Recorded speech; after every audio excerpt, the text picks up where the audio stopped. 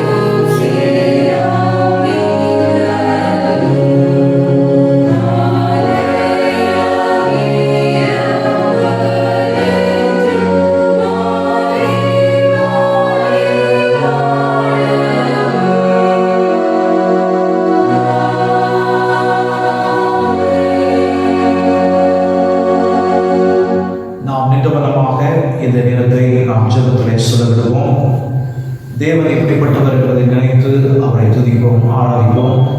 அவர் செய்திருக்கிற நன்மைகளை நினைத்து அவருக்கு நாம் நன்றி சொல்வோம். அது மாத்திரமல்ல, இந்த நாட்களிலே அநேக தேவையோடு கூட இருக்கிற மக்கள் இன்னுமாக வயதானவர்களாக இருக்கிறவர்களுக்காக நாம் ஜெபம் செய்வோம். நோயிலே கஷ்டப்படுகிறவர்களுக்காக நாம் ஜெபம் செய்வோம்.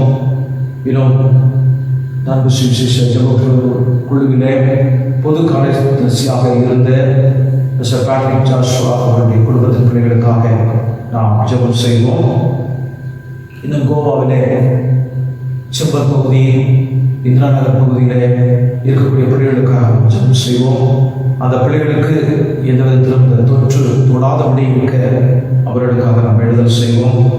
நம்முடைய பிஷப்புக்காக, அனைத்து மாவட்ட தலைவர்கள், டிஎஸ்எஸ்களுக்காக, போதர்கள் ஒருவருக்காக நாம் ஜெபம் செய்வோம்.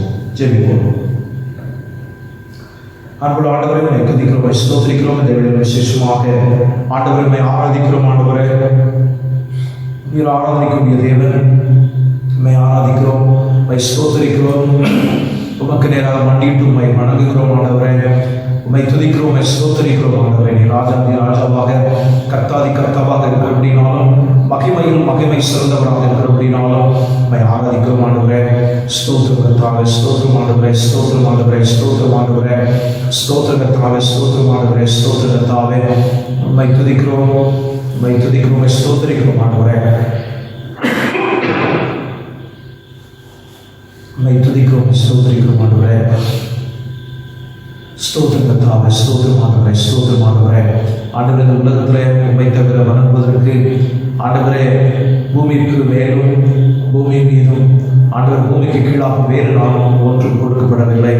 இயேசுவின் நாமத்தை தவிர வேறு எந்த நாமும் வணங்குவதற்கு கொடுக்கப்படவில்லை. உம்முடைய நாமம் மாத்திரமே கொடுக்கப்பட்டிருக்கிறது. ஸ்தோத்திரமானவரே, ஸ்தோத்திரத்தால் ஸ்தோத்திரமானவரே. ஏனென்றால் நீ ராஜாதி ராஜா, கர்த்தாதி கர்த்தா, மகிமையில் மகிமை சிறந்தவர். ஆகையால் உம்மை ஆராதிக்கிறோம். ஆண்டவரே, உமக்கு ஆராதனை செலுத்துகிறோம். ஆண்டவரே, தோகனே முழங்கள் யாவும் உமக்கு முன்பாக முழங்கி மற்றும் நாவுகள் யாவும் உம்மை கர்த்தர் அறிக்கை செய்ய வேண்டும் நாங்கள் வேதத்திலே வாசிக்கிறோம்.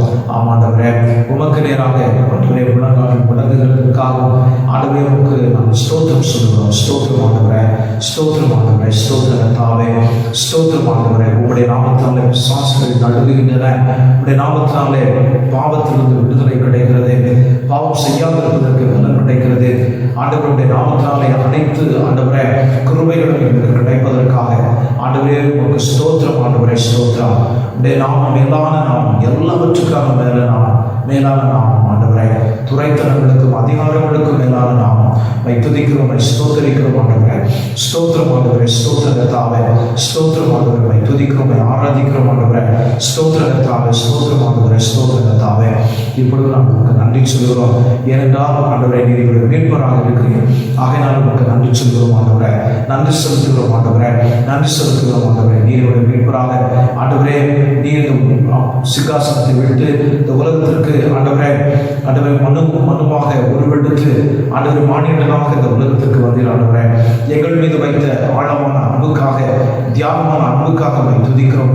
நாங்கள் நன்றி சொல்கிறோம். ஆண்டவரே, அந்த நாள் அன்பின் நிமித்தமாக இந்த உலகத்திற்கு வந்தீர். ஆண்டவரே, மானிடனாக பிறந்து வாழ்ந்தீர். ஆண்டவரே, அனைத்து கஷ்டங்களையும் அடைந்தீர். ஆண்டவரே, ஆண்டவரே உங்களுக்கு ஸ்தோத்திரம் அப்பா, ஸ்தோத்திரம். ஆண்டவரே, ஆண்டவரே நீர் கல்வாரி சிலுவையிலே உம்முடைய பரிசுத்தமுள்ள ரத்தத்தை எங்களுக்காக சிந்தினீர். ஆண்டவரே, எங்களுக்காக மரித்தீர், அடக்கம் செய்தார்கள். ஆண்டவர் மூன்றாம் நாள் உயிரோடு எழுப்பி இன்றைக்கு நீர் உயிருள்ள ஆண்டவராக இருக்கிறீர். ஆண்டவரே, ரட்சிப்பை இலவசமாக எங்களுக்கு சம்பாதித்து தந்தீரே. உமக்கு ஸ்தோத்திரம், ஸ்தோத்திரம், ஸ்தோத்திரம். ஆண்டவரே, நன்றி ஆண்டவரே, நன்றி ஆண்டவரே. ஆண்டவர், ஒருவேளை மனிதர்கள் நீதிமான்களுக்காக மறிக்க துணிவார்கள், ஆனால் நாங்கள் பாவிகளாக இருக்கிறேன். நீர் எங்களுக்காக மறித்தீரே, அதற்காக நன்றி ஆண்டவரே. நன்றி அப்பா, துதிக்கிறோம், ஸ்தோத்திரிக்கிறோம்.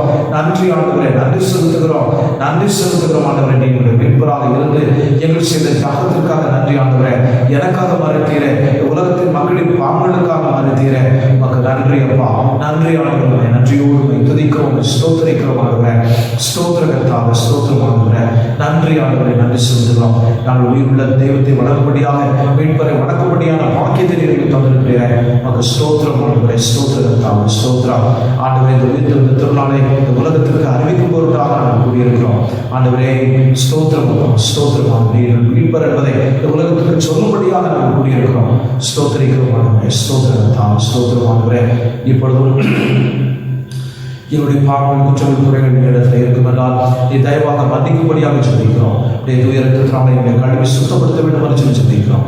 ஆண்டவரை எங்களை சுத்தப்படுத்தும் ஆண்டவரே, எங்களை சுத்தப்படுத்தும்படியாக நாங்கள் சொல்லிக்கிறோம். இப்பொழுதும் ஆண்டவரே வயதாகி இருக்கிற திருச்சபையில் வயதாக காலத்திலே இருக்கக்கூடிய ஒவ்வொரு பிள்ளைகளுக்காக நாங்கள் சொல்லிக்கிறோம். ஒவ்வொரு முறைகளையும் சன்னிதானத்தை சமர்ப்பித்து வளம் செய்கிறோம். ஆண்டவரை அவர்களை உதவி செய்யும். வயதான நாட்களிலே உங்களுடைய கிருபை ஆண்டவரை ஆட்கொள்ள வேண்டும் என்று சொல்லி ஜெபிக்கிறோம். ஒருவருடைய தனிமையில் இருப்பார்கள் என்றால் தேவனுடைய ஆண்டவரை கிருபை அவர்களை மூட வேண்டும் என்று சொல்லி ஜெபிக்கிறோம். சமூகத்தில் ஒப்பு கொடுக்கிறோம் ஆண்டவரை. ஆண்டவரை நன்றி அப்பா, துதிக்கிறோம், ஸ்தோத்திரிக்கிறோம். சமூகத்தில் ஒவ்வொரு வயதானவர்களையும் ஒப்பு கொடுத்து ஜெபிக்கிறோம். ஆண்டவரை இந்த காணொலி காட்சி காணுகிற ஒவ்வொரு வயதானவர்களுடைய பாதத்தில் ஒப்பு கொடுத்து ஜெபிக்கிறேன். நீ தான் அவர்களை தொட்டு ஆண்டவரை அவரை ஆசீர்வதிக்க ஜெபிக்கிறேன். நிலவினர்களை பலம் பரிபூர்ணமாக தங்க வேண்டும் என்று சொல்லி ஜெபிக்கிறேன். ஆண்டவரை ஸ்தோத்திரம் அப்பா, ஸ்தோத்திரம் உதவி செய்யும். அதே போல ஆண்டவரை நோய்கள் பாதிக்கப்பட்டிருக்கிற பிள்ளைகளுடைய பாதத்தில் ஒப்பு கொடுத்து ஜெபிக்கிறேன். அது ஆண்டவரே எந்த காரணத்துக்காக வந்திருக்கிறது என்பது சில நேரங்களில் அனுமதிக்கும் போது எங்களுக்கு தெரியாத ஆண்டவரே. ஆனால் இதை காண்கிற பிள்ளைகள் நோயினாலே கஷ்டப்பட்டுக் கொண்டிருப்பார்களா, நீர் தாமே கருமையாக இறங்கி அந்த பிள்ளைகளுக்கு நீ உதவி செய்ய நாங்கள் ஜெபிக்கிறோம். திருச்சபையாக ஒரு மனதோடு ஜெபிக்கிறோம். ஆண்டவரை உதவி செய்யும், ஆண்டவரை உதவி செய்யும் கொண்டுறேன். நீர் உதவி செய்யும் அந்த பிள்ளைகளுக்கு நீ உதவி செய்யும் கொண்டுறேன்.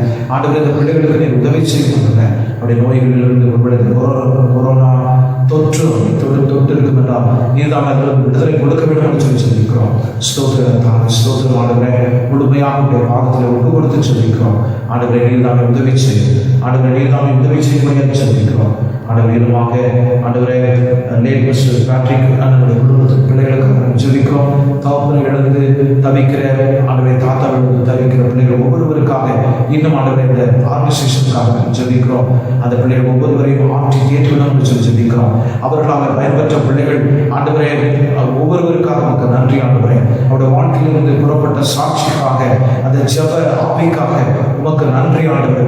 நீர் எவ்விதமாக அந்த ஜெபாவியை அவருடைய உள்ளத்தில் வைத்தீரோ அதை எறும்படியாக ஆண்டவரே அவர்கள் ஒவ்வொரு நாளும் அதற்கு எண்ணெய் ஊற்றினார்களே அதற்காக ஸ்தோத்திரம் ஆண்டவரே, ஸ்தோத்திரம் ஆண்டவரே, ஸ்தோத்திரம். அந்த அவருடைய வாழ்க்கைக்காக நமக்கு ஸ்தோத்திரம் ஆண்டவரே, ஸ்தோத்திரம்.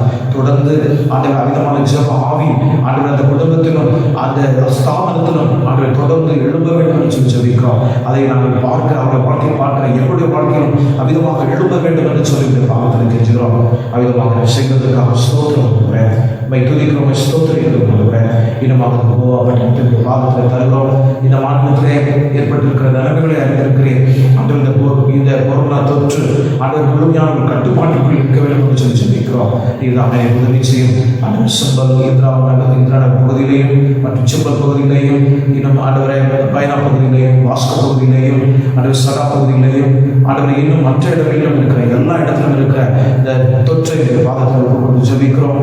இதுதாமே கிருபையாக இறங்கி ஆண்டவரை பிள்ளைகளுக்கு விடுதலை தர வேண்டும் என்று சொல்லி ஜெபிக்கிறோம். ஆண்டவர் பிள்ளைகளுக்கு விடுதலை தர வேண்டும் என்று சொல்லி ஜெபிக்கிறோம். ஆண்டவர் பிள்ளைகளுக்கு விடுதலை தர வேண்டும் என்று சொல்லி ஜெபிக்கிறோம். திருச்சபை மக்கள் எங்கே இருக்கிறார்கள் ஆண்டவரை, ஆண்டவர் பிள்ளைகளுக்கு உதவி செய்யும், மற்றவர்களுக்கு உதவி செய்யும், மற்ற நாடுகளின் பாதத்தில் கொடுத்து ஜெபிக்கிறோம். ஆண்டவரை நீர் உதவி செய்யும். ஆண்டவர் இந்தியா தேசத்தினுடைய பாதத்தில் தருகிறோம். ஆண்டவரை சென்னையினுடைய பாதத்தில் தருகிறோம். ஆண்டவரை நீர் உதவி செய்யும்பா, ஆண்டவர் உதவி செய்யும். ஆண்டவரை எங்களுக்கு இதற்கு மேல் கேட்க தெரியவில்லை ஆண்டவரை, ஆண்டவர் இதற்கு மேல் எந்த சொல்லை ஜெபிக்க வேண்டும் என்பதை எங்களுக்கு தெரியவில்லை ஆண்டவரை. நீர் கிருபையாக இருக்க சொல்லிக்கிறோம். ஆண்டவரை நீர் கிருபையாக இருக்க சொல்லிக்கிறோம். நீர் கிருபையாக இருக்க சொல்லிக்கிறோம். ஆண்டவரை உதவி செய்யும். நீ நினைத்தால் போதும் ஆண்டவரை, இந்த நோய் கிருமிகளெல்லாம் செத்து விடுவாங்க. ஆண்டவரை செத்து விடட்டும் என்று நீ நினைத்தால் போதும், அனைத்து நோய் கிருமிகளும் செத்து விடுவாங்க. நீர் உதவி செய்யும் ஆண்டவரை, நீர் உதவி செய்யும்படியாக நாம் சொல்லிக்கிறோம். ஆண்டவரை இடமாக என்னுடைய பிஷப் அவர்களுக்காக எங்கள் கற்கரை அவர்களுக்காக ஜெபிக்கிறோம். ஆண்டவரை அவரை நோக்கி பாரும், அவருக்கு வேண்டிய எல்லா கிருபைகளையும் தரும்படியாக ஜெபிக்கிறோம். ஒவ்வொரு டிஎஸ்எஸ் பாதத்தில் தருகிறோம். அவர்களை ஆசீர்வதிக்கிறாக ஆண்டவர் உண்மைத்துவமாக ஊழியத்தை செய்வதற்கு ஏற்ற எண்ணத்தை கொடுக்க வேண்டும் என்று சொல்லி ஜெபிக்கிறோம். ஜெபிக்கிறோம். அதே போல் ஒவ்வொரு போதகர்களுடைய பாதத்தில் ஒப்பு கொடுத்து ஜெபிக்கிறேன். குடும்பங்களை உடைய பாதத்தில் ஒப்பு கொடுத்து ஜெபிக்கிறேன். அப்படி தேவைகளுடைய பாதத்தில் ஒப்பு கொடுத்து ஜெபிக்கிறேன். இதான கிருபையாக இறங்கி அந்த பிள்ளைகள் ஒவ்வொருவருக்கும் உதவி செய்ய வேண்டும் என்று உடைய பாதத்தில் கெஞ்சுகிறேன். அவ்விதமாக செய்கிறதுக்காக ஸ்தோத்திரம் கொடுக்கிறேன். ஸ்தோத்திரம் பிள்ளைகள் ஒவ்வொருவரையும் தேவன் பொறுப்படுத்த வழிநடத்தும்படியாக நாம் ஜெபிக்கிறோம். சமூகத்தில் ஒப்பு கொடுக்கிறோம். தொடர்ந்து வழிநடத்தும் இந்த காணொலி காட்சி மூலமாக இந்த நிகழ்ச்சியை காண்கிற ஒவ்வொருவரோடு தொடர்ந்து பேச கொடுக்கப்படுகிற செய்தி அவர்களுக்கு ஆசீர்வாதமாக இருக்க உதவி செய்யும். நீரை அவரை பொறுப்படுத்த வழிநடத்த மாட்டேங்கிறேன். ஆண்டவரே, நீங்கள் ஒருவேளை கவலையோடு கூட, கஷ்டத்தோடு கூட, வாரத்தோடு கூட ஆண்டவரே இருக்கிற ஒவ்வொரு பிள்ளைகளையும் கண்ணோக்கி பாரும். ஆண்டவரே, ஒவ்வொரு பிள்ளைகளையும் கண்ணோக்கி பாரும். சமூகத்தில் ஒப்பு கொடுத்து ஜெபிக்கிறோம். நீரை வழிநடத்துகிறோம். இயேசுவின் நாமத்தில் ஜெபிக்கிறோம் பிதாவே. ஆமென். பரமண்டலங்களில் இருக்கிற பிதாவே,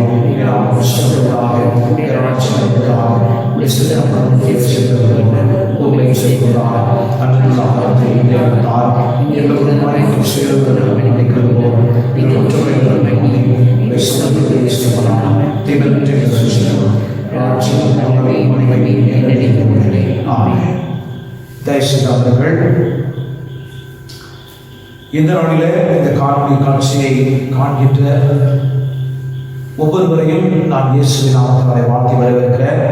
இந்த உயிர்த்தெழுந்த நாளிலே இந்த ஆலய ஆராதனையிலே பங்கெடுக்கிற ஒவ்வொருவரையும் தேவன் ஆசீர்வதித்து வழிநடத்துவாராக. ஒரு சில அறிவிப்புகள். முத்தெடுத்து பரீட்சை ஆகஸ்ட் மாதம் 23ஆம் தேதி அவர்கள் தேதி குறிப்பிட்டிருக்கிறார்கள். ஆகிய அதற்காக நீங்கள் ஆயத்தப்பட வேண்டும் என்று உங்களுடன் கேட்டுக்கொள்கிறேன். தொடர்ச்சியாக ஜெப குறிப்புகளுக்காக தொடர் ஜெபத்திலே செய்யுங்கள். குடும்பமாக செய்யுங்கள். இந்த குடும்ப ஜெபத்தையும் விடாமல் நீங்கள் ஏறெடுக்க வேண்டும் என்று உடைய அன்போடு கூட நான் கேட்டுக்கொள்கிறேன். பிறந்தநாள் கொண்டாடுகிற பிள்ளைகளை பார்த்து பிறந்தநாள் கொண்டாடுகிற பிள்ளைகளை நினைவுகூர்ந்து அவர்களுக்காக ஜெபம் செய்வோம். 24ஆம் தேதி மிஸ்டர் செல்வன் அதிசயம் அவர்கள் தன்னுடைய பிறந்தநாளை கொண்டாடுகிறார்கள். அவர்களுக்காக தலைவணங்கி நாம் ஜெபம் செய்வோம்.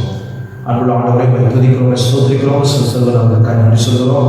24ஆம் தேதி பிறந்தநாள் கொண்டாட போகிற அவர்களுடைய பாதத்தில் ஜெபிக்கிறோம். கர்த்தர் கிருபையாக இருந்து போனவர்கள் முழுவதும் அவர்களுடைய வழிநடத்தினேன். ஆண்டவரே, ஒரு சில பிரச்சனைகளிலே அவர் கடந்து சென்றாலும் நீர் போதுமானவர்களாக இருந்து வழிநடத்தினீர், பாதுகாத்தீர். உடைய பாதுகாப்பு பிள்ளையோடு கூட இருந்ததற்காக நன்றியோடு துதிக்கிறோம், ஸ்தோத்திரிக்கிறோம். தொடர்ந்து மகனை ஆசீர்வதிப்பீராக. கிருபை இரக்கம் அன்போடு கூட தங்கியிருக்க வேண்டும் என்று ஜெபிக்கிறோம். அவரை சார்ந்திருக்கிற மனைவி, மகன், இரு அப்பா அம்மா அவர்கள் எல்லாரையும் என் பாதத்தில் ஒப்பு கொடுத்து ஜெபிக்கிறேன். நீதான ஒவ்வொருவரையும் நீர் ஆசீர்வதித்து வழிநடத்தும். நன்றி அப்பா. அந்த புதிய வருடத்திலும் புதிய கருத்துக்களை நாங்கள் வைத்து நீர் வழிநடத்த வேண்டும் என்றும் என் பாதத்தில் கெஞ்சுகிறோம். நன்றி அப்பா. துதிக்கிறோம், ஸ்தோத்திரிக்கிறோம். இவரை பிதா, குமாரன், சுத்தாவின் நாமத்தாலே ஆசீர்வதிக்கிறோம். என்னுடைய கரம், திருவுள்ள கரம் மகனை ஆசீர்வதித்து வழிநடத்த வேண்டும் என்று இயேசுவின் நாமத்தில் ஜெபிக்கிறோம் பிதாவே. ஆமென். நாம் இப்பொழுது செய்திக்கு நேராக கடந்து செல்கிறோம். இன்றைய வேத பகுதி அப்போஸ்தலர் நடவடிக்கைகள் 12வது அதிகாரம் 1 முதல் 17 வசனங்கள் அடங்கிய பகுதி. கருத்து வசனம் 5வது வசனத்தில் இருக்கிறது. இந்த மாதத்திலே நாம் இந்த கருத்தின் அடிப்படையில் தியானம் செய்கிறோம். Prayer that breaks the bonds. விலங்குகளை உடைக்கிற விண்ணப்பம் என்ற கருத்தின் அடிப்படையில் நாம் தியானம் செய்து வருகிறோம். மனாசேயுடைய விலங்குகளை ஜெபம் விதமாக உடைத்தது, தானியனுடைய விலங்குகளை ஜெபம் விதமாக உடைத்தது என்று போன 2 வாரங்களில் நாம் தியானம் செய்தோம். இன்றைக்கு Pray that broke the bonds of Peter. பேதுருவின் விலங்குகளை உடைத்த விண்ணப்பம் என்ற தலைப்பிலே நாம் தியானம் செய்து வருகிறோம். நண்பு சுவிசேஷத்துக்குள்ளே நடைபெற்ற கிருஷ்ணருடைய வாழ்க்கையில் நடைபெற்ற ஒரு நிகழ்ச்சியை நான் ஒரு பகிர்ந்து கொள்ள விரும்புகிறேன். இது 1978 அல்லது 79 நடைபெற்றிருக்கக்கூடும். நான் மற்றவர்கள் சொல்லி இந்த உண்மையான நிகழ்ச்சியை நான் கேட்டிருக்கிறேன். அதை நான் உங்களுக்கு சொல்ல விரும்புகிறேன். உத்தரப்பிரதேசத்தில் 2 மிஷனரிகள் பணி செய்து கொண்டிருக்கிறார்கள். ஒரு ஃபீல்டில் இருந்து அவர்கள் 20 பெண்கள். அவர்கள் ஒரு நாள் தன்னுடைய ஊழியர்களை முடித்துவிட்டு வரும்போது நேரமாகிவிட்டது, இருட்டாகிவிட்டது. அவர்கள் ரோடு வழியாக நடந்து வரும்போது 2 ஆண்கள் இவர்கள் மீது கண் வைத்து இவர்கள் எப்படியாவது கெடுத்து விட வேண்டும், அவர்களிடத்தில் இருக்கக்கூடிய பொருட்களை பணங்களை அபகரித்துக் கொள்ள வேண்டும் என்ற எண்ணத்தோடு கூட அருகில் வருகிறார்கள். தூரத்திற்கு வரும்போதே அவர்கள் இந்த 2 மிஷனரிகளை பார்க்கும்போது அவர்களை சுற்றிலும் 13 போலீஸ்காரர்கள் நிற்பதை காண்கிறார்கள். அந்த 13 போலீஸ்காரர்களும் அவர்களுக்கு உறுதுணையாக வருவதை பார்த்த உடனே அவர்கள் ஓடிவிட்டார்கள். மறுமுறையாக அந்த ஃபீல்டுக்கு அவர்கள் செல்லும்போது இருவரிடத்திலும் கேட்கிறார்கள், உங்களுடைய ஸ்தாபனத்திலே இவ்விதமாக 13 போலீஸ்காரர்களே உங்களுக்கு அனுப்பி தருவார்களா, உங்களுடைய பாதுகாவலுக்காக அனுப்பி தருவார்களா என்று சொல்லி கேட்டார்கள். அப்பொழுது அவர்களுக்கு ஒன்றும் புரியவில்லை, மிஷனரிகளுக்கு ஒன்றும் புரியவில்லை.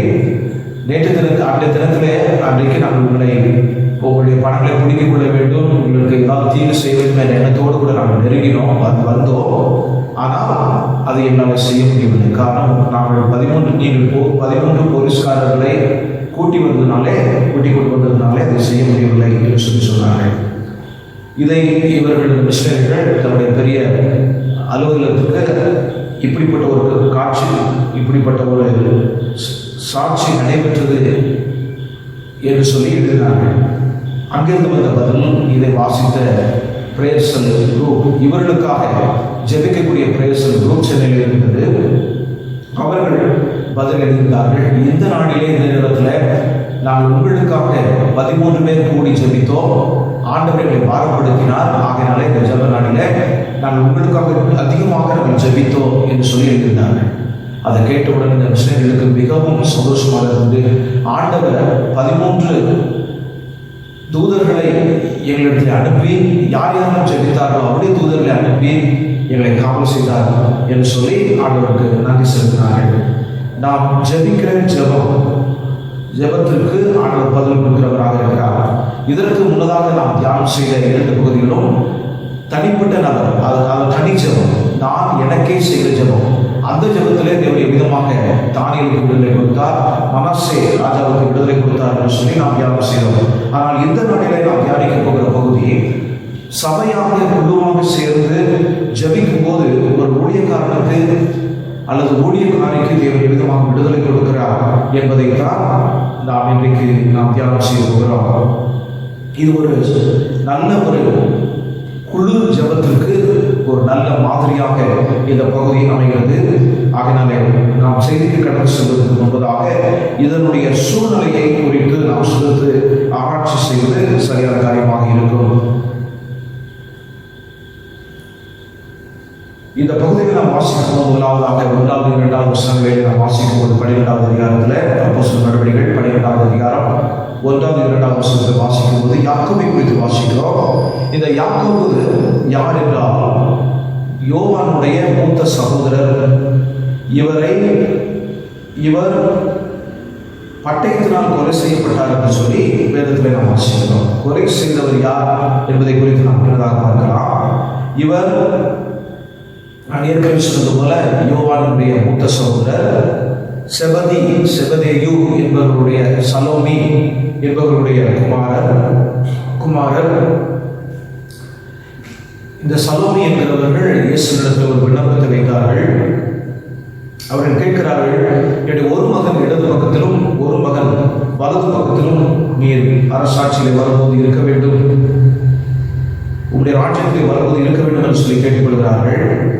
அப்பொழுது ஆண்டவர் சொல்கிறார், நான் குடிக்க போகிற பானம் பண்ண போகிற பாத்திரத்தை குடிக்க முடியும் என்றால், பானம் பண்ண முடியும் என்றால் அது சாத்தியமாகும் என்று சொல்கிறார். அதற்கு அவர்கள் எங்களால் முடியும் என்று சொல்கிறார்கள். அதன்படிதான் ஒருவேளை ஆண்டவர் இவருக்கு இந்த இரத்த சாட்சியை மறைப்பதற்குரிய ஒரு பாக்கியத்தை யாக்கோபு என்பவருக்கு கொடுத்திருக்கலாம். யாக்கோபு 2 இடங்களில் முக்கியமாக அவர் இயேசுடைய வாழ்க்கையை சாட்சியாக இருக்கிறார். 3 பேர் என்று சொல்லும்போது பேதுரு, யாக்கோபு, யோவான் இவர்களும் என்ன சத்துரு சொல்வார்கள், உள்வட்டத்திற்குள் இருக்கக்கூடிய இருந்த அப்போஸ்தலர்கள். இவர் மறுரூபமலையில் இயேசுவினுடைய மறுரூப காட்சியை பார்த்தார். இயேசு கிறிஸ்து கெத்செமனே தோட்டத்தில் அவர் அதிக கஷ்டத்தோடு வியாகுலத்தோடு ஜெபம் செய்த போது அங்கேயும் இருந்தார். ஒருவேளை இவைகளெல்லாம் இவரை ஆயத்தப்படுத்தி இருக்கக்கூடும். இந்த காட்சிகள் எல்லாம் இவர் இரத்த சாட்சியாக மறிப்பதற்கு ஆயத்தப்படுத்தி இருக்கக்கூடும். இயேசு கிறிஸ்துவை உயிர்த்தெழுதலுக்கு பின்பதாக அப்போஸ்தலர் நடவடிக்கைகள் 1வது அதிகாரம் 3வது வசனத்திலேயும் 1வது அதிகாரம் 13வது வசனத்திலேயும் இவரை குறித்து நாம் வாசிக்கிறோம். இவருடைய செயல்களை, இவர் செய்த அற்புதங்களை குறித்து அதிகமாக நாம் வேதத்தில் வாசிக்க முடியவில்லை, அல்லது அவரை குறித்து எழுதப்படவில்லை. ஆனால் நாம் பார்க்கும்போது, நாம் ஆராய்ச்சி செய்யும் போது நமக்கு தெரிகிற காரியம், இவர் தான் அப்போஸ்தலர்களிலே முதல் இரத்த சாட்சியாக மரித்தவர். அப்போஸ்தலர்களிலே முதல் இரத்த சாட்சியாக மரித்தவர். ஆனால் சீடர்கள் இயேசு கிறிஸ்துவுக்கு நிறைய பேர் இருந்தார்கள். அப்போஸ்தலர் நடவடிக்கைகளில் 7 சீடர்களை இருக்கிறார்கள். அதில் சீடர்கள் நிறைய பேர் இருந்தார்கள். அவர்களிலே இவர் இரண்டாவதாக இரத்த சாட்சியாக மரித்தார். முதலாவது சேவன், இரண்டாவது இவர் என்று சொல்லி வேதத்திற்கு மூலம் நம்ம அறிந்து கொள்கிறோம். இதற்கிடையே எத்தனை பேர் இரத்த சாட்சியாக மரித்தார்கள் என்பது நமக்கு தெரியாது. வேதத்திலே நமக்கு அதற்கு சான்றுகள் இல்லை. இயேசு கிறிஸ்து யாக்கோபுக்கும் யோவானுக்கும் சன்ஸ் ஆஃப் தண்டர் என்று அர்த்தம் கொள்கிற போர்னகேஸ் என்ற பெயரை அவர்களுக்கு கொடுக்கிறார். காரணம் என்றால் இவர்கள் மிகவும் ரொம்ப கோபப்படுகிற குணம் உள்ளவர்கள். ஆகையினாலே ஆண்டவர் விதமான ஒரு பெயரை இவர்களுக்கு கொடுக்கிறார். சன்ஸ் ஆஃப் தண்டர், இடிமுழக்கத்தின் பிள்ளைகள் என்று சொல்லி அவருக்கு கொடுக்கிறார். ஒருவர் விதமாக சொல்கிறார், இவர் செய்து கொடுப்பதிலே மிகவும் அழுத்தமாக நேர்மையாக கொடுக்கக்கூடிய ஒரு மனிதர். ஒருவேளை ஏரோதுக்கு விரோதமாக எவ்விதமாக யோவான் ஸ்நானகன் ஏரோதுக்கு முன்பாக பேசினாரோ ஏரோதை குறித்து, அதே போல இவரும் கண்டிப்பாக பேசியிருக்கக்கூடும், அல்லது அவரை சுற்றிலும் இருக்கிறவர்களை குறித்து பேசியிருக்கக்கூடும். அதனாலே ஏரோது அகிரிப்பா ஒன்று சொல்லக்கூடிய அவர் இவரை பட்டயத்தினாலே கொலை செய்தார் என்று சொல்லி வேதம் சொல்கிறது. இது ரோமர்கள் கொடுக்கக்கூடிய ஒரு தண்டனை. பட்டயத்தினாலே கொலை செய்வது ரோமர்கள் கொடுக்கக்கூடிய ஒரு தண்டனை.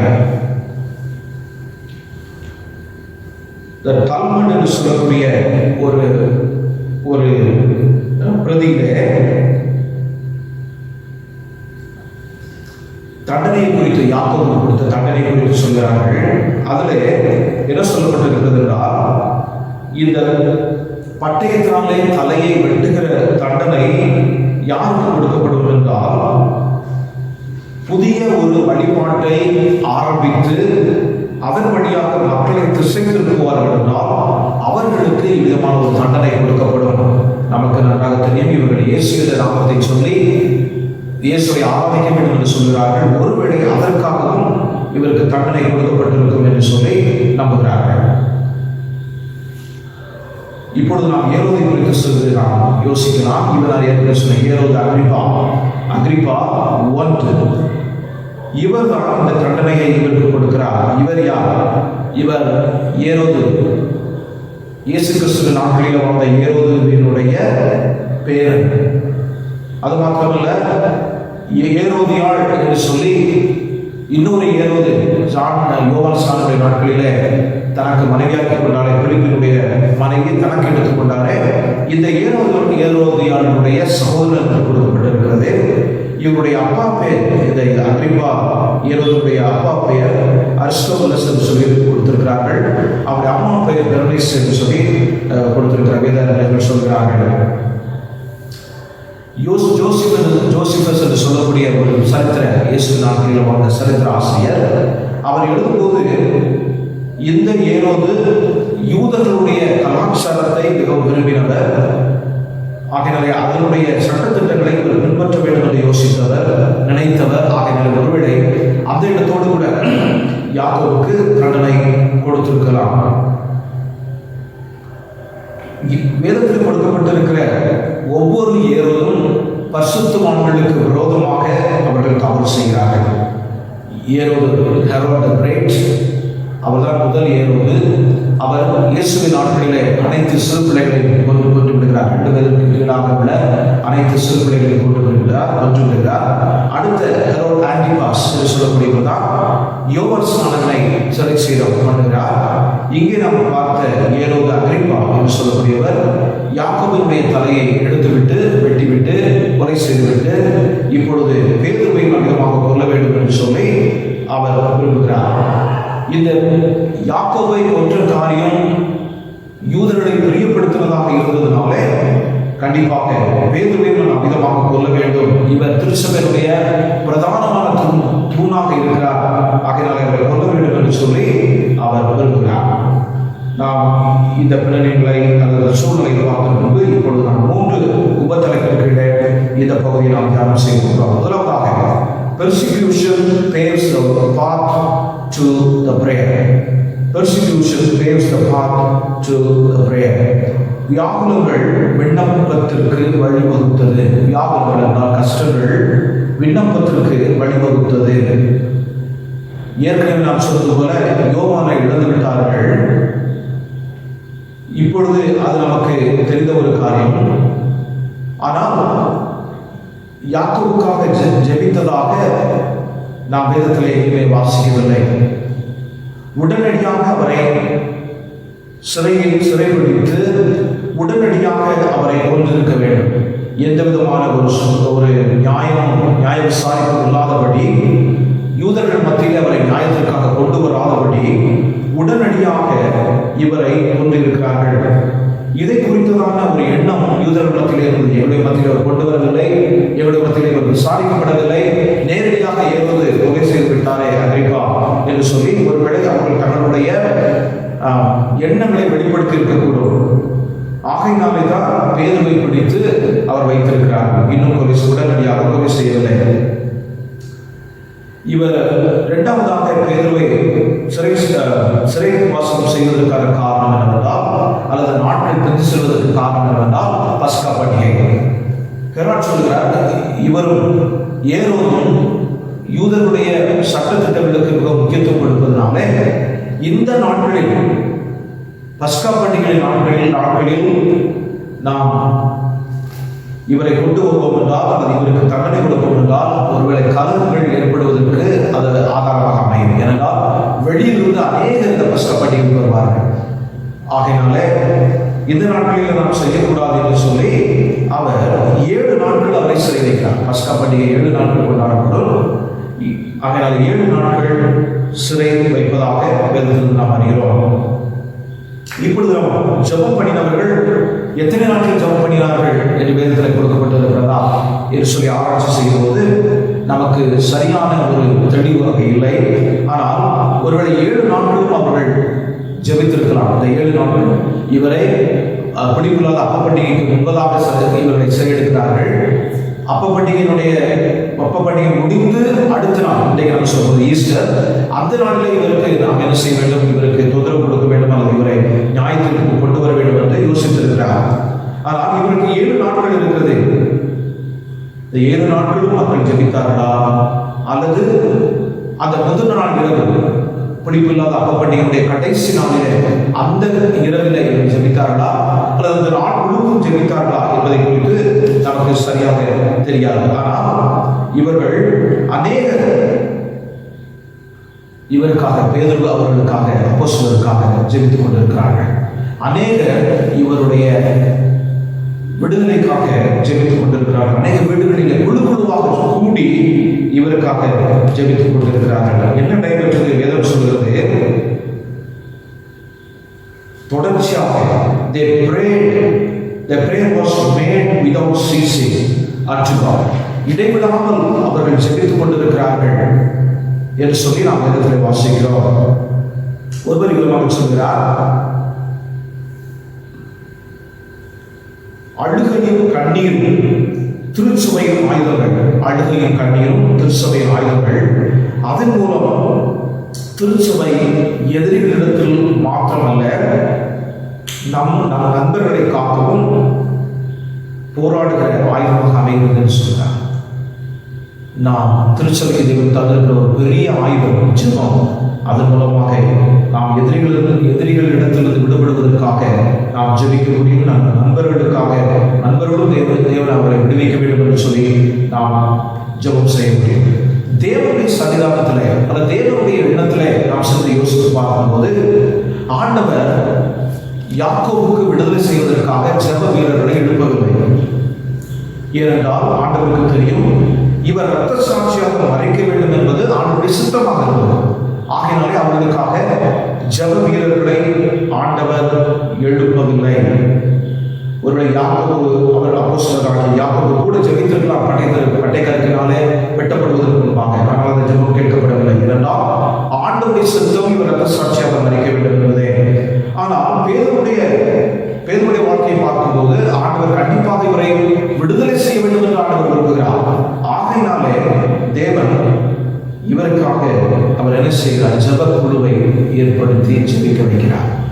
அநேக வீடுகளில் உட்கார்ந்து ஜெபித்துக் கொண்டிருக்கிறார்கள். பேதுரு அவர்களுக்காக ஜெபித்துக் கொண்டிருக்கிறார்கள். இன்றைக்கு கிறிஸ்தவ மார்க்கத்திலே இருக்கக்கூடிய ஒரு பெரிய ஒரு ஆயுதம் தேவன் தந்திருக்கிற ஆயுதம் ஜெபம். நாம் ஒருவருக்கொருவர் ஜெபிக்கக்கூடிய ஒரு பெரிய கிருபையை தேவன் தந்திருக்கிறார். ஒருவர் கஷ்டப்படும் போது அவர்களுக்காக நாம் உலகால் படிட்டு திருச்சுமையாக குழுவாக ஜப குழுவாக உட்கார்ந்து ஜெபிக்கிறோமே, அது பெரிய ஆசீர்வாதம். இன்னைக்கு நான் விதமாக சொல்ல விரும்புகிறேன், எனக்கென்று ஒருவேளை ஜபம் பண்ணுறவர்கள் 1000 பேர் இருப்பார்கள் என்றால் என்னை போன்ற ஒரு வாக்கியமான உலகத்தில் யாருமே இருக்க முடியாது. ஒரு மிஷனரிக்கு ஒரு 1000 பேர் அவர்களுக்கு ஜெபிக்கிறார்கள் என்றால் அவரை போல மிஷனரியை போல ஒரு வாக்கியமான இந்த உலகத்தில் வேறு யாரும் இருக்க முடியாது. இன்னைக்கு ஜெப வீரர்கள் ஆண்டவனுக்கு தருவார்களா, அது ஒரு பெரிய ஒரு ஆசீர்வாதம். ஆகையினால இங்கே பேதுருவுக்காக திருச்சபை அங்கங்கே கூடி ஜெபித்துக் கொண்டிருக்கிறது. ஆகையினாலே அவர்கள் ஜெபம் அங்கே ஏற்படுகிறது. இரண்டாவதாக passionate plea paves the path for breaking. உடைப்பிற்கு வழிவகுத்த உணர்ச்சிகரமான விண்ணப்பம். உடைப்பிற்கு வழிவகுத்த உணர்ச்சிகரமான விண்ணப்பம். இங்க திருச்சபை மக்கள் மிகவும் உணர்ச்சிகரமாக அழுகையோடு கூட அவருக்காக ஜெபித்துக் கொண்டிருக்கிறார்கள். பேதுரு அவர்களுக்காக ஜெபித்துக் கொண்டிருக்கிறார்கள்.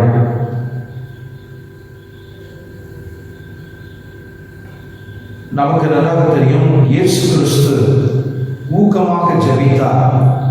அதற்கு ஒரு கிரேக்க வார்த்தை உபயோகப்படுத்தப்பட்டிருக்கிறது. நான் அதை குறித்து பிறதாக சொல்கிறேன்.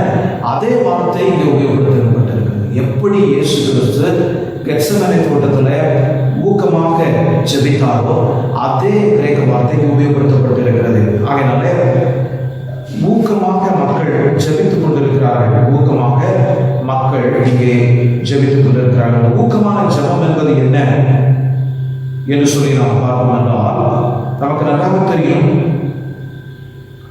நீதிமானுடைய ஜெபம் கேட்கப்படும் என்று யாக்கோபு தன்னுடைய ஆண்டவருடைய சகோதரன் யாக்கோபு எழுதும்போது தன்னுடைய கடிதத்திலே அவர் எழுதுகிறார், அவருடைய ஜெபங்கள் ரொம்ப ஊக்கமுள்ளதாக இருக்கும் என்று சொல்லி சொல்கிறார். நான் ஏற்கனவே சொல்வது போல 7 நாட்களும் ஜெபித்துக் கொண்டிருக்கிறார்களா, அல்லது பஸ்கா பண்டிகை கடைசி நாள் முழுவதும் ஜெபித்துக் கொண்டிருக்கிறார்களா, அல்லது அன்றைக்கு இரவு மாத்திரம் ஜெபித்துக் கொண்டிருக்கிறார்களா? ஆனால் ஜெபித்தது உண்மை. அது ஊக்கமாக உணர்ச்சிகரமாக ஒரே நோக்கத்தோடு ஜெபித்தது உண்மை. ஒருவர் ஜெபிக்கிறார், அடுத்தபடியாக ஜெபிக்கிறார்கள், இன்னும் அடுத்த நபர் ஜெபிக்கிறார்கள். ஒரு தொடர் சங்கதி ஜெபம் போல அவர்கள் இடைவிடாமல் ஜெபித்துக் கொண்டிருக்கிறார்கள். எளிதமாக இந்த ஃபெர்வென்ட் பிரேயரால் உணர்ச்சிகரமான ஜெபம் வேலை செய்கிறது என்பதை குறித்து நாம் சொல்ல விரும்புகிறேன். இது தேவனுடைய வாக்குத்தத்தத்தின் அடிப்படையில் வேலை செய்கிறது. இந்த உணர்ச்சிகரமான குழு பிரேயர் கூடுகை ஜெப கூடுகை என்பது தேவனுடைய இயேசு கிறிஸ்து சொன்ன வாக்குத்தத்தத்தின் அடிப்படையிலே அமைகிறது. மத்தேயு என்பவர் எழுதின நற்செய்தி நூல் 18வது அதிகாரம் 19வது வசனத்தின் அடிப்படையில் நாம் வாசித்தோம் என்றால், உங்களில் 2 பேர் தாங்கள் வேண்டிக் கொள்ளப் போகிற எந்த காரியத்தை குறித்தாலும் பூமியிலே ஒருமனப்பட்டிருந்தால் பரலோகத்தில் இருக்கிற என் பிதாவினால் அது உண்டாகும் என்று சொல்லி ஆண்டவர் சொல்கிறார். 2 பேர் ஒருமனப்பட்டிருந்தால் ஆண்டவர் ஒருவருக்கு மேலாக இன்னொருவரை தான் வைக்கிறார். அந்த குழு ஜெபத்தில் அதிக பேரை குறித்து பேசவில்லை, குறைந்தபட்சம் 2 பேர் இருக்க வேண்டும். அந்த 2 பேர் என்ன செய்ய வேண்டும்? ஒருவருக்கு ஒருவர் ஜெபிக்கும் போது இன்னொரு ஆமோதிக்க வேண்டும். எப்படி ஆமோதிக்க வேண்டும்? இவர் சொல்கிற ஒவ்வொரு காரியத்திற்கும் ஆமென் சொல்ல வேண்டும். ஆமென் ஆண்டவரே, நான் இவர் என்ன பிரேயர் பண்ணுகிறாரோ அதை நான் முழுமையாக ஏற்றுக்கொள்கிறேன், முழுமையாக இதற்கு நீ பதில் கொடுக்க வேண்டும் என்று சொல்லி விரும்புகிறேன் என்று சொல்லி ஆமோதிக்க வேண்டும். இந்த 2வது நபர் நானாக இருக்க வேண்டும். இந்த 2வது நபர் நானாக இருக்க வேண்டும். குழுவில் 10 பேர் ஜெபிக்கும் போது ஆண்டவர் சொல்கிறார் 2 பேர் ஒருமனப்பட்டிருந்தார். ஏன்னா எல்லாரும் ஒருமனப்பட மாட்டார்கள் என்பது இயேசு கிறிஸ்துவுக்கு தெரியும்.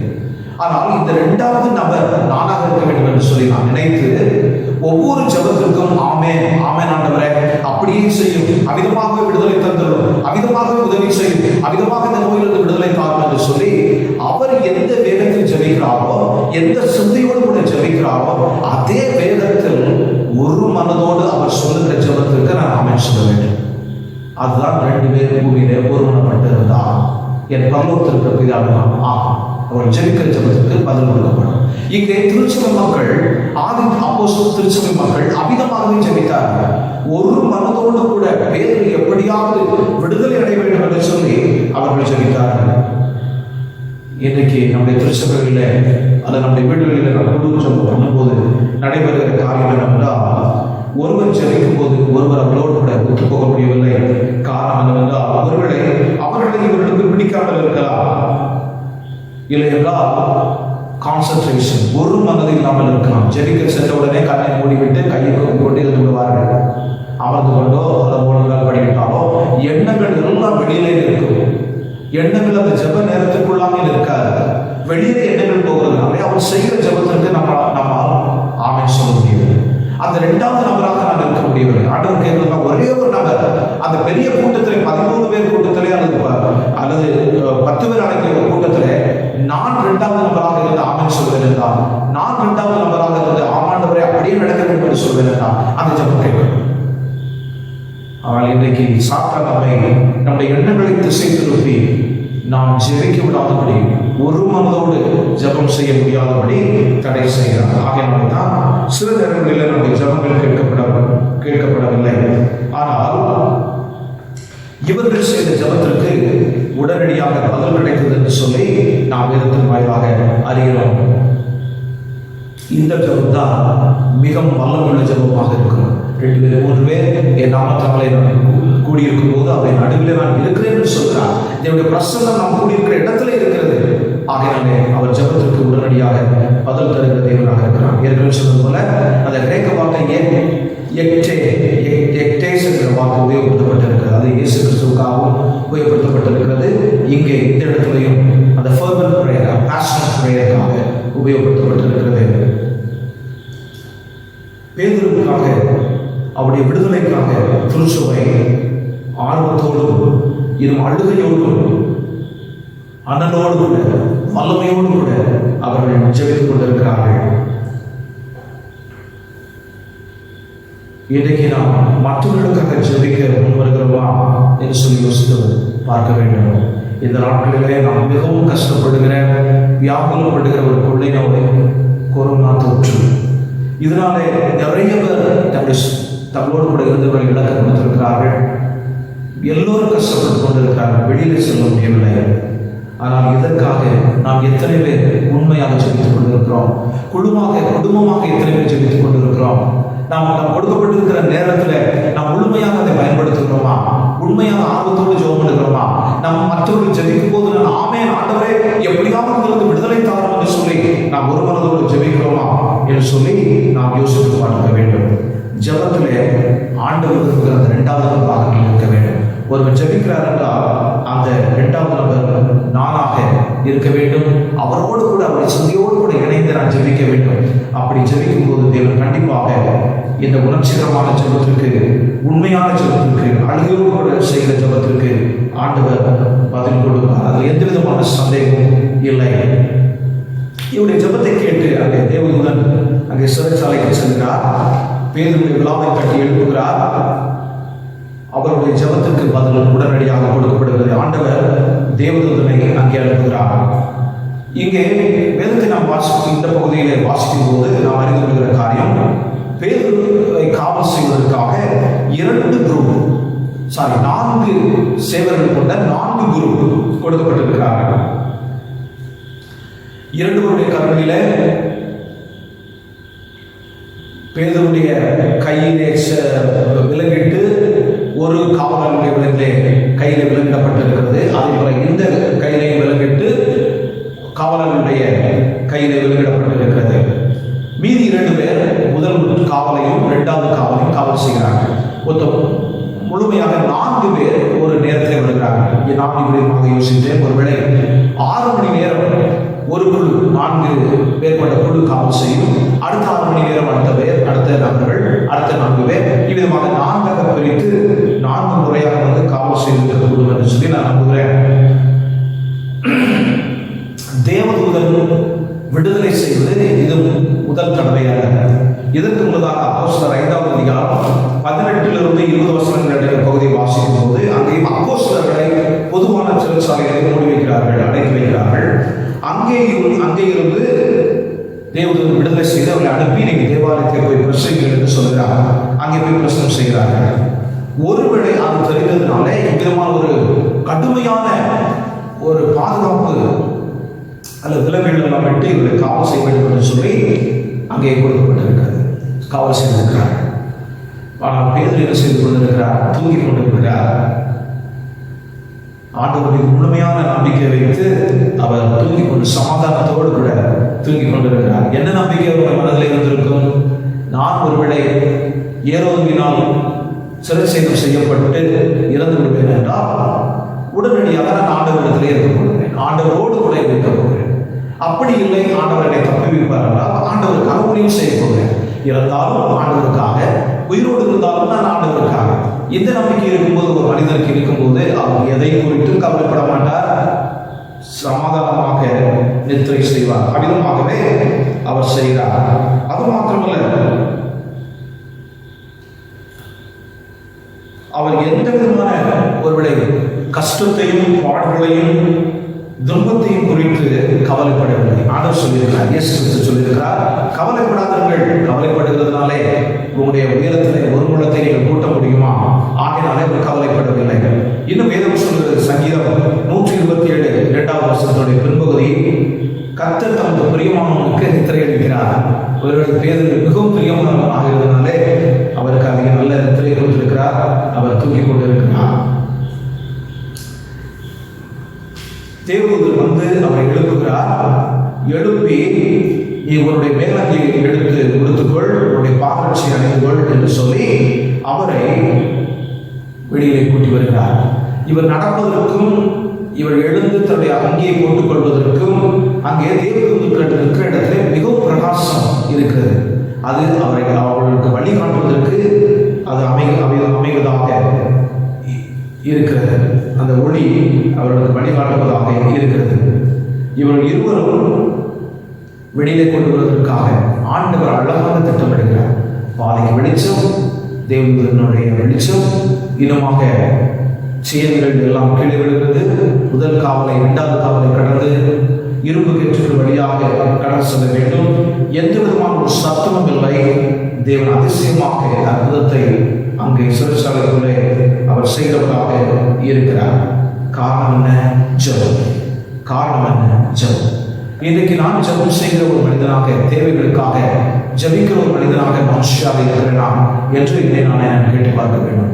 குழுவாக நான் சேர்ந்து ஜெபிக்கிறேனா, விடுதலைக்காக நான் போராடுகிறேனா என்று நாம் பார்க்க வேண்டும், யோசித்து பார்க்க வேண்டும். நல்ல சுவிசேஷ ஜெப குழுவில் நாம் பேட்ரிக் கடனை பற்றி நன்றாக தெரியும். இப்பொழுது சமீபத்தில் 2-3 நாட்கள் முன்பாக 2 அடக்கம் செய்யப்பட்டார்கள். ஒரு ஜெப வீரர், நான் ஒரு தடவை அவருடைய அலுவலகத்தில் அப்பொழுது கெலிஸில் இருந்தது. சற்று போது காலை அவருடைய ஜெப நேரம். எல்லோரும், எல்லா ஊழியக்காரர்களும் தொடர்ந்து அந்த அன்றைக்கு பணியை தொடர்ந்து முன்பாக ஜெபிப்பார்கள். அண்ணன் பொது காரியதரிசி ஒருவேளை நினைத்திருந்தால் சேர் போட்டு உட்கார்ந்து ஜெபித்திருக்கலாம். ஆனால் அவர்கள் முழங்காற்படியிட்டு ஜெபிப்பதை நான் கண்டிருக்கிறேன். ஜெப வீரர். இன்றைக்கு இவ்விதமாக ஒரு ஜெப வீரர் நமக்கு தேவை. ஜபத்திலே முழுமையாக கருத்திருக்கக்கூடிய ஒரு ஜப வீரர் தேவை. அதைத்தான் ஆண்டவர் விரும்புகிறார். மூன்றாவதாக the bond breaking pave the path for praising. விண் துதிக்கு வழிவகுத்த விலங்குடைகள், விண் துதிக்கு வழிவகுத்த விலங்குடைகள். பேதுரு இப்பொழுது தன்னுடைய சுய நினைவுக்கு வந்தவுடனே பெரிய இரும்பு கேட்டை தாண்டி வந்துவிடுகிறார்கள். தேவதூதன் சென்று விடுகிறார். சுய நினைவுக்கு வந்தவுடனே இவர் எங்கே செல்ல வேண்டும் என்று விரும்புகிறார்? சகோதரியாக மேரியுடைய வீட்டிற்கு செல்ல வேண்டும் என்று விரும்புகிறார். இவர் இந்த மேரி யார் என்று சொல்லி வேதத்தினுடைய வாயிலாக நாம் யோசித்து பார்க்கும்போது, பர்னபாசனுடைய சகோதரி என்று சொல்லி கொலோசியர் 4:10 கொடுக்கப்பட்டிருக்கிறது. கொலோசியர் நிருபத்தில் 4:10 கொடுக்கப்பட்டிருக்கிறது. பர்னபாவினுடைய சகோதரி என்று சொல்லி ஜான் மார்க் என்று சொல்லக்கூடிய அவருடைய தாய், அதுவும் நாம் வேதத்தின் அடிப்படையில் வாசிக்கிறோம். இந்த வாசிக்கிற பகுதியிலே அது இருக்கிறது. இந்த ஜான் மார்க் 1வது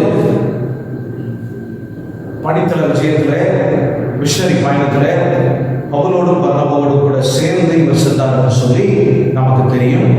அது மாத்திரமல்ல, பேதுரு தன்னுடைய நிருபத்தில் எழுதும்போது இவர் என்னுடைய குமாரன் என்று சொல்லி இவர் மார்க் என்று பேருடைய யோவானை குறித்து அவர் எழுதுகிறார். பேதுரு இவர்களுடைய வீட்டிற்கு வருகிறார். அங்கே திருச்சபை மக்கள் பேதுருக்காக ஜெபித்துக் கொண்டிருக்கிறார்கள். பேதுரு இங்கே வாசலில் இருக்கக்கூடிய கேட்டுக்கு முன்பதாக நின்று கட்டிக்கொண்டு சத்தமிட்டுக் கொண்டிருக்கிறார். கதவை திறங்கள் என்று சொல்லி ரோதா என்று சொல்லக்கூடிய ஒரு சிறுப்பெண் வருகிறார். இவருடைய சத்தத்தை கேட்கிறார். பேதுருடைய சத்தத்தை கேட்கிறார். ரோதா என்பதற்கு ரோஸ் என்பது பொருள். எனும் சூசனா என்று சொல்வதுதான் லில்லி என்கிற பூவினுடைய பெயர். பொதுவாக யூதர்கள் பூக்களுடைய பெயர்களையும் மரத்தினுடைய பெயர்களையும் பெண்களுக்கு வைப்பது ஒரு சாதாரணமான ஒரு காரியம்.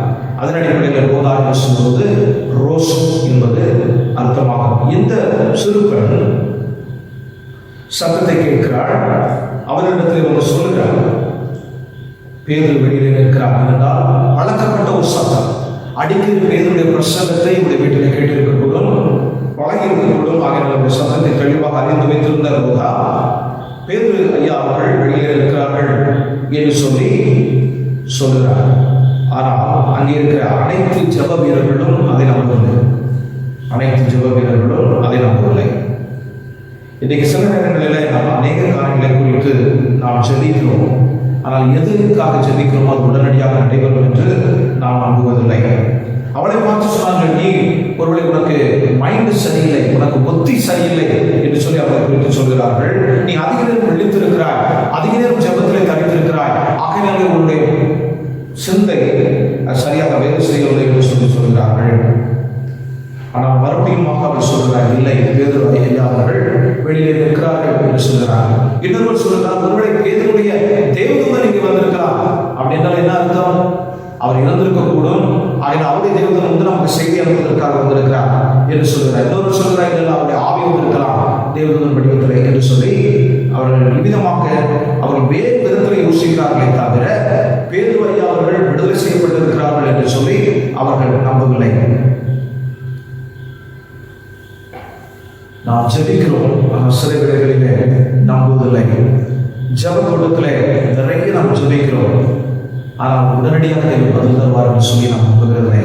சென்னையில் அதிகமான பட்சமான நாட்களில் அனைத்து திருச்சபைகள் ஒன்று சேர்ந்து மெரினா கடற்கரையிலே ஜெபம் செய்கிறாங்க. ஜெபம் செய்ய வேண்டும் என்று திட்டமிட்டார்கள். அங்கே கூடினார்கள். எல்லோரும் அந்த இடத்துக்கு வந்தார்கள். ஒரு தாத்தாவோடு கூட ஒரு சிறுவனும் சேர்ந்து வந்தார்கள். அந்த சிறுவன் அங்கே வரும்போது கையில் குடைய வைத்திருந்தான். வருகிறவர்கள் முஸ்லிம் வருகிறவர்கள் கேள்வி செய்தார்கள், ஏன் குடை வைத்திருக்கிறார்? ஒருவேளை இந்த சூரியனின் தாக்கத்திற்காக நீ ஜெபிக்கிற நேரத்தில் பிடித்து வைக்க வேண்டும், நிழலுக்காக வைத்திருக்கிறாய் என்று சொல்லி கேட்டபோது, இல்லை, நான் மழை வரும், அதற்காக நான் மழையினாலே மழையை தடை செய்யக்கூடாது, நானே இதை வைத்திருக்கிறேன் என்று சொன்ன எல்லாரும் கேள்வி செய்தார்கள். ஜெபம் நடைபெற்றது. மிகவும் கருத்தோடு கூட ஜெபித்தார்கள். சாயந்தரம் ஜெபம் முடிந்த உடனே அதிகமான மழை சென்னையில் இருந்தது. எல்லோரும் நினைத்தார்கள். ஆனால் சிறுவர் நினைவு காரணம் தான் அவருடைய காலத்தில் உடை இருந்தது. இன்னைக்கு நாம் அநேக நேரம் நாம் என்ன செய்கிறோம் தான் செபிக்கிறோம், அநேக நேரம் நாம் செபிக்கிறோம். ஆனால் உடனடியாக தேவன் பதில் தருவார் என்று சொல்லி நாம் நம்புகிறதில்லை. இங்கே இவர்கள் நம்பவில்லை. ஜெபிக்கிற மக்கள் இங்கே வந்திருப்பது உண்மையாகவே சரீர பிரகாரமாக பேதர் வந்திருக்கிறார் சொல்லி நம்பவில்லை. மறுபடியும் அவர்கள் இந்த பெண்ணுடைய பேச்சை கேட்டு வெளியில் வந்து திறக்கும் போதும், இங்கே பேதர் தட்டு சத்தத்தை கேட்கும் போதும் தெரியலை திறக்கிறார்கள். அங்கே நிற்பது பேதர். உடனடியாக பேதர் சொல்கிறார், வந்து சொல்லி, நான் தேவனாலே அதிசயமாக தப்பிக்கப்பட்டிருக்கிறேன், உங்களுடைய ஜெபங்களுக்கு நன்றி என்று சொல்லி நீங்கள் யாக்கோபுக்கும் சொல்லிவிடுங்கள். இந்த யாக்கோபு இயேசு கிறிஸ்துவின் சகோதரர். அவர்தான் முதல் பிஷப், முதல் பிஷப்பாக இருந்தவர். அவருக்கும் சொல்லிவிடுங்கள் என்று சொல்லிவிட்டு அவர் அந்த இடத்துல கவனம் செல்கிறார். ஒவ்வொரு வேதத்தில் இந்த பிரேயர் மேரி அவருடைய வீட்டிலே இணைந்து செபித்த பிரேயர்களும் எவ்விதமாக ஆண்டவர்களுக்கு நன்றி சொல்லியிருப்பார்கள். வேதத்தில் அதற்கு ஆதாரம் இல்லை, நேரடியான வசனங்கள் இல்லை. நான் யோசித்து கொண்டிருக்கிறேன், எவ்விதமாக ஆண்டவரை துதித்திருப்பார்கள். ஆண்டவரே, நீர் எங்களுடைய ஜபத்துக்கு நீ பதில் கொடுத்ததுக்காக நன்றி ஆண்டவரே, பேதுரு அவர்களை வெளியிலே கொண்டு வந்ததற்காக நன்றி ஆண்டவரே என்று சொல்லி ஆண்டவருக்கு முழுமையான ஒரு துதியை அந்த இடத்துல நன்றி பலியை அவர்கள் ஏறெடுத்திருக்கிறார்கள். ஆனால் பிரமித்தார்கள் தான் வேதத்தில் இருக்கிறது. கண்டிப்பாக பிரமித்தார்கள் தேவனுக்கு நன்றி சொல்லியிருப்பார்கள். நாம் ஜபிக்கும் போது தேவன் நம்முடைய ஜபத்தை கேட்கிறவராக இருக்கிறார். அதற்கு பிறகு பேதுரு அவர்கள் எங்கு சென்றார்கள் என்ற வேதத்தில் நமக்கு குறிப்பிடப்படவில்லை. ஆனால் செசரியாவுக்கு சென்றிருக்கலாம் என்று சொல்லி நம்புகிறார்கள். ஏன் ஆண்டவரை ஒருவரை செசரியாவுக்கு கொண்டு சொல்ல வேண்டும்? இதே ஏறுவது எங்கிருந்து தன்னுடைய எண்ணம் வாய்க்கவில்லை என்று நினைத்த உடனே அவர் செசரியாவுக்கு சென்று விடுகிறார். 19வது வசனத்தில் 12வது அதிகாரம் 19வது வசனத்தில் அங்கே சென்று தீரு சீதோ மக்களுடைய பிரச்சனைகளை தீர்க்க விரும்புகிறார். அப்பொழுது அவர் பேசுகிறார். பேசும்போது மக்கள் சொல்கிறார்கள், மனிதனுடைய சுத்தம் அல்ல, தேவனுடைய சுத்தம் என்று சொல்லி சொல்கிறார்கள்.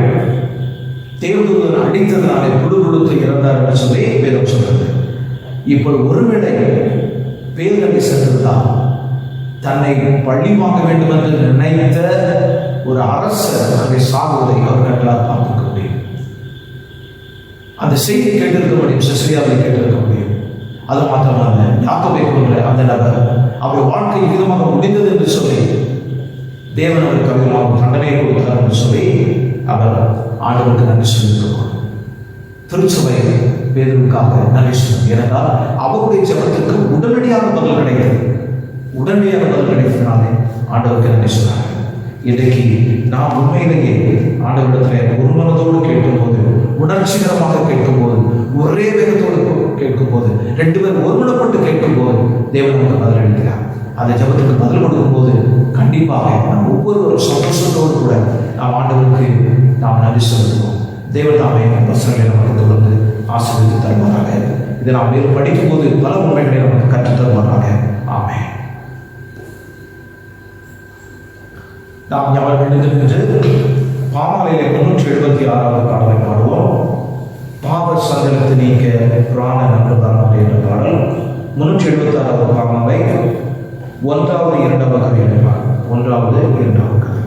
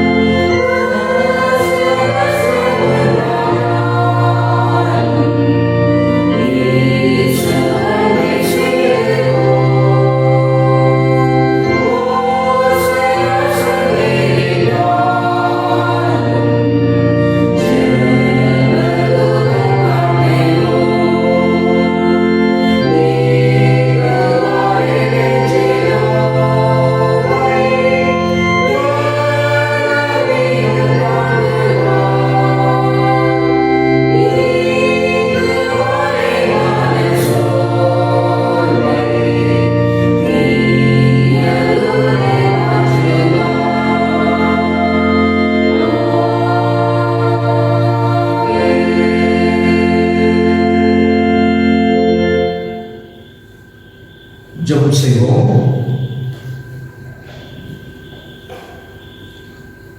அன்புள்ள ஆண்டவரே, உம்மை துதிக்கிறோம், ஸ்தோத்திரிக்கிறோம். இந்த நாளிலேயும் இந்த ஆலயத்தில் பங்கெடுக்கும்படியான பாக்கியத்தை எங்களுக்கு தந்திருப்பதற்காக நன்றியோடு உம்மை துதிக்கிறோம், ஸ்தோத்திரிக்கிறோம். இதை காண்கிற ஒவ்வொரு பிள்ளைகளையும் பாதத்தில் கொடுத்து ஜெபிக்கிறேன். கர்த்தர் கிருபையாக தொடர்ந்து அவர்களோடு கூட பேச வேண்டும் என்று ஜெபிக்கிறேன். எங்களுடைய குடும்பங்களிலே, எங்களுடைய குழுக்களில, திருச்சபையில ஆண்டவரே, நான் ஜெபத்திற்கு அதிக முக்கியத்துவம் கொடுக்க என் உதவி செய்யும். இது ஆவியினுடைய ஆண்டவரே ஒரு ஆயுதம்.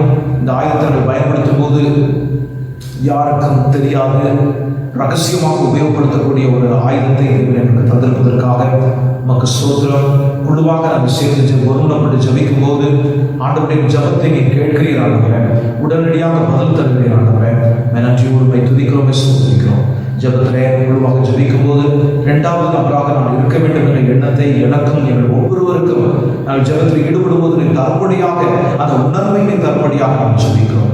உடைய சமூகத்தில் கொடுக்கிறோம். நீ வழிநடத்தும்படியாக நாம் ஜபிக்கிறோம். தொடர்ந்து இதை கேட்டுக்கொண்டிருக்கிற ஒவ்வொரு பிள்ளைகளையும் நீர் ஆசீர்வதியும். ஆண்டவரே, அவர்களும் சில வாழ்க்கையில் உயர்வதற்கு இது ஆசீர்வாதமாக இருக்க செய்யும். உடைய கவலைகள், கஷ்டங்கள், பிரச்சனைகள் எல்லாவற்றையும் அறிந்திருக்கிறேன். நீர் நாம் உதவி செய்ய வேண்டும் என்று சொல்லி பாவத்தை நிறுத்துகிறேன். நீரை பொருட்படுத்த வழிநடத்துவீராக. ஆண்டவரே, உங்கள் ஸ்தோத்திரம் ஸ்தோத்திரமாக உடைய சமூகத்தில் முழுமையாக ஒப்புக் கொடுக்கிறேன். ஒவ்வொருவரையும் நீர் ஆசீர்வதிக்கிறார். தேவைகள் எல்லாவற்றையும் தேவை சாதித்து வழிநடத்துகிறார். நன்றி ஆண்டவரே, உம்மை துதிக்கிறோம், ஸ்தோத்திரிக்கிறோம். உமக்கு துதி கடமை மகத்துவம் எல்லாவற்றையும் செலுத்துகிறோம்.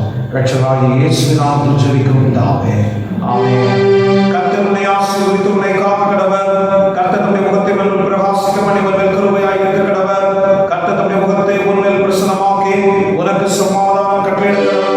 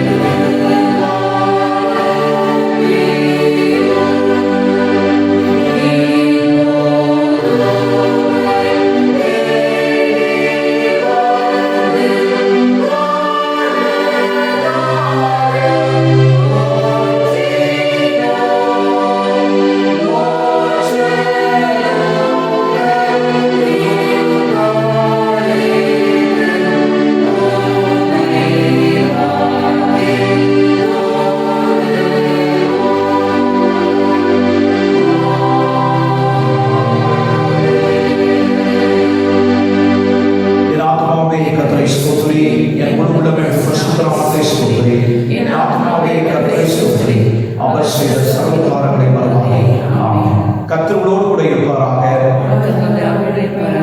சமாதானத்துடைய போக கடவும். தயவுசெய்து அவர்கள் ஒவ்வொருவருக்கும் ஸ்தோத்திரம். ஆண்டவரை ஆசீர்வதிப்பாராக.